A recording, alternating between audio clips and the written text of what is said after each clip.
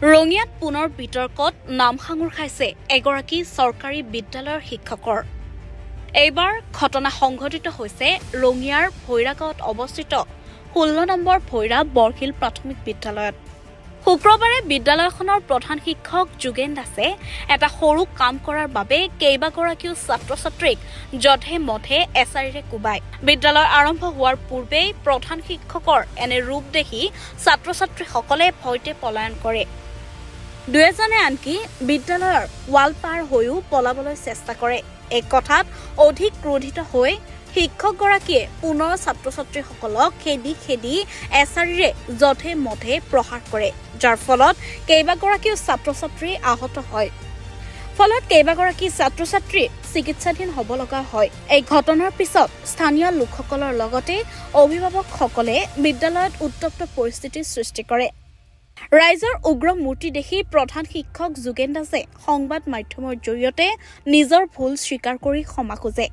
কিন্তু পৰিস্থিতি শান্ত হোৱাৰ লগতে নিজৰ চৰিত্ৰ উদঙাই দেখুৱাই ছাত্ৰ-ছাত্ৰীৰ লগতে অভিভাৱকসকলকো ধমকি দিয়ে অভিযুক্ত প্ৰধান শিক্ষক যোগেন দাসে, যাৰ পৰিপ্ৰেক্ষিতত সোমবাৰে বিদ্যালয়খনৰ প্ৰধান শিক্ষক যোগেন দাসৰ বিৰুদ্ধে ৰঙিয়াৰ শিক্ষা বিভাগত লিখিত ৰাজহুৱা অভিযোগ দাখিল কৰে অভিযুক্ত ছাত্ৰীৰ পৰিয়ালবৰ্গই। ছাৰক আজি আমি এপ্লিকেশ্যনখন দিলোঁ, তেখেতৰ ব্যৱস্থাতে কৰিব বুলি আশা এটা দিছে। আৰু যোৱা বৃহস্পতিবাৰে 16 নং ভৈৰা LP স্কুলত যিটো ঘটনা হৈ গ'ল, আমাৰ যিজন শ্ৰী যোগেন দাসে ল'ৰা ছোৱালীখিনিক মাৰি যিটো শাস্তি দিছে, শনিবাৰে আমি স্কুলত প্ৰতিবাদ কৰিছিলোঁ আৰু তেখেতক সোমাব দিয়া নাছিলোঁ। লগতে প্ৰধান শিক্ষকৰ বিৰুদ্ধে ব্যৱস্থা গ্ৰহণৰ দাবী উত্থাপন কৰে ছাত্ৰ-ছাত্ৰীসকলে।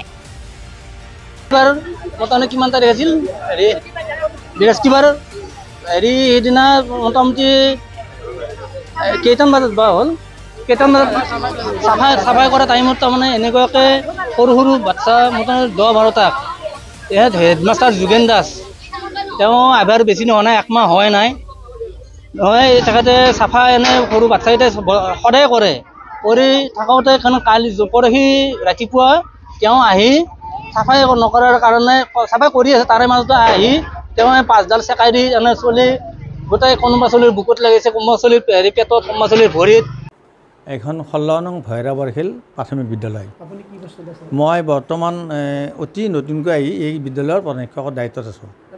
এইটো আমাৰ ছাত্ৰ-ছাত্ৰীসকলৰ বিদ্যালয়ত চাফাই কাৰ্যত জড়িত হোৱা, এটলিষ্ট সৰুখিনি বাদ দি আমি ডাঙৰ ল'ৰা ছোৱালীখিনিক তেওঁলোকে চাফাই কাৰ্যত জড়িত থাকিব লাগিব, নিৰ্দেশনা আছে। সেইমতে তেওঁলোকে নিৰ্দেশনা পালি চাফাই কাৰ্যত জড়িত থাকে, নিজৰ কোঠালি চাফাই কৰে, তাতে আমি সহযোগ কৰোঁ, দেখুৱাই দিওঁ কামবিলাক কেনেকৈ কৰিব লাগে। তাৰপিছত বাহিৰত আমাৰ চোতালখন অতি সৰু, সেইখনো অলপ চাফা কৰিব লাগিব, গছৰ পাত পৰি থাকে।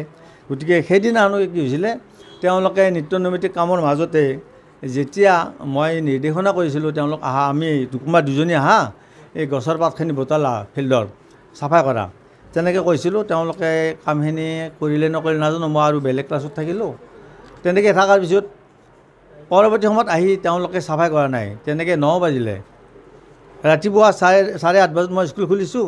তেনেকৈ তেওঁলোক কোৱাৰ পিছত তেওঁলোকে 9 বজালৈ কামখিনি কৰা নাই।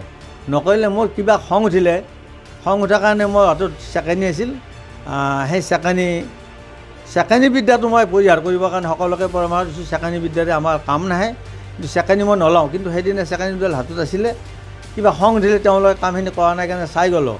তেতিয়া চেকেনিডাল আনি মই তেওঁলোকৰ 2জনমানক তেনেকৈ পিঠিত কোবাব লাগিলোঁ, ল'ৰা 2জনমান আছিলে গোটেই। ৰঙিয়াৰ পৰা সৰুখানৰ ৰিপৰ্ট, ডি নিউজ আৰু ডি নৰ্থ ইষ্ট।